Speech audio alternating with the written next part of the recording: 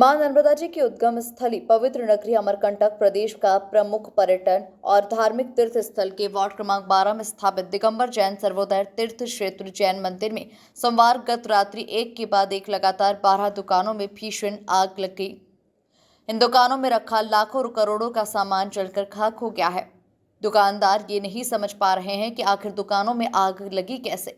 इस विषय में तरह तरह के कयास लगाए जा रहे हैं तथा नगर में कई तरह की बातें भी कही जा रही है। आज सुबह क्षेत्रीय विधायक श्री पुंदेलाल सिंह मार्को, अनूपपुर जिला कलेक्टर श्री हर्षल पंचोली, जिला पुलिस अधीक्षक श्री मोतियुर रहमान, पुष्पराजगढ़ अनुविभागीय अधिकारी सुधाकर सिंह बघेल, एसडीओपी पुष्पराजगढ़ नवीन तिवारी, नायब तहसीलदार कौशलेंद्र मिश्रा, टीआई कलीराम परते, पटवारी अश्विन तिवारी, अमरकंटक अध्यक्ष श्रीमती पार्वती सिंह, उपाध्यक्ष रज्जू सिंह नेताम ने घटनास्थल पहुंचकर मौका मुआयना किया तथा प्रभावित दुकानदारों से मिलकर उनसे रूबरू चर्चा की। अनूपपुर जिला कलेक्टर ने कहा कि शीघ्र ही कमेटी बनाकर घटना की पूरी जांच कर रहेंगे।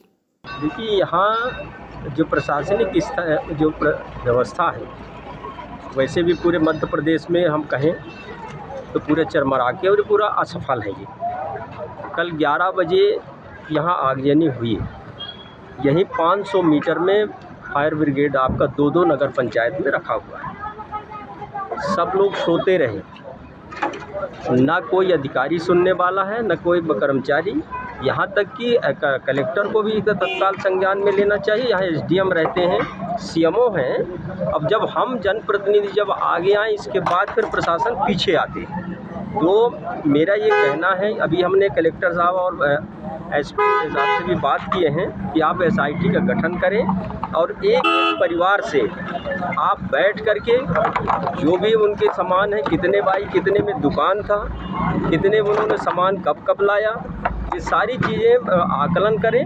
और आकलन करने के बाद जो उनकी राशि बनती है, क्योंकि डबल इंजन का सरकार है, पैसे का कोई कमी नहीं है, ये बोल रहे हैं। तो अब हमको इसी समय अब जो है पैसे की ज़रूरत है। जब 12 दुकानें 14 दुकानें जो बता रहे हैं भाई लोग कि अब यहाँ पूरी खाक हो गया जल करके, क्योंकि अभी कल तो अपना जो है वो अपना ईसा मसीह का उसका जयंती है, क्रिसमस डे है। इसके बाद जो है जयंती अभी आ जाएगा माई नर्मदा की, मकर संक्रांति है, तमाम त्यौहार जो है आने वाले थे। और सभी लोग अधिक से अधिक सामान ला करके रखे थे। हम चाहते हैं कि सबसे ज़्यादा जो बन सके, हमने तो 50-50 हज़ार विधायक निश्चय शिक्षा अनुदान से भी स्वीकृत किए हैं सभी दुकानदारों को। देखिए, क्या लगता है कि इस पूरी आगजनी के पीछे कोई साजिश हो सकती है, कुछ जानबूझकर कुछ? क्योंकि एक जैन समुदाय से एक बात निकल के आ रही है कि साजिश की आशंका है। एक सौरभ जी ने फेसबुक पर पोस्ट कर करके ये बताया कि एक साजिश के तहत इन दुकानों को आग लगाई गई है। उस पर आप कितने सहमत? आपको लगता है क्या कोई साजिश है? कोई किसी चीज़ को नकारा नहीं जा सकता है, क्योंकि ये जो समुदाय था बड़ा इनमें यूनिटी भी है और व्यवसाय आज से सभी लोग करते हैं। अब मुझे नहीं लगता है कि ये सोची समझी रणनीति भी हो सकती है। तो इस पर एसआईटी का गठन करके एकदम सूक्ष्म जांच की आवश्यकता है। प्रशासन पर तो सवाल उठ रहे हैं कि लेट लतीफ़ी है। हाँ, जैन मंदिर के फायर सिस्टम का प्रबंधन क्यों फेल हो गया? क्या इस पर सवाल नहीं उठना चाहिए? क्यों नहीं उठेगा? बिल्कुल उठेगा। दो यहाँ फायर ब्रिगेड आपके रखे हैं, क्यों, किस काम के हैं? कोई भी घटना बता के थोड़े ना आते हैं। मैं मंदिर प्रबंधन के फायर सिस्टम पर बात कर रहा हूँ। वो भी प्रश्न उठता है। हमको जो है सतर्क रहना चाहिए। और हर जब इतने समाज के लोग रहते हैं, सारी व्यवस्था ट्रस्ट की व्यवस्था है, हमारी भी बहुत चार के ऊपर होना चाहिए, ताकि कोई भी घटना इस तरीके से घटित नहीं होनी चाहिए। रात को लगभग 11:30 बजे के आसपास दुकानों में आग लगी, 12 दुकानों में आग लगी और उसकी क्षति का आकलन किया जा रहा है कि क्या क्या वहाँ पर नुकसान हुआ। किसी प्रकार की कोई जनहानि नहीं हुई और जो क्षति का आकलन एक तहसीलदार, एसडीएम, पुलिस प्रशासन और यहाँ का जो लोकल नगरीय निकाय है उनके सहयोग से किया जा रहा है और उसके आधार पर हम आगे की कार्रवाई करेंगे। आग लगने का मुख्य रूप से कारण जो है अभी वो स्पष्ट नहीं, उसकी जांच की जा रही है।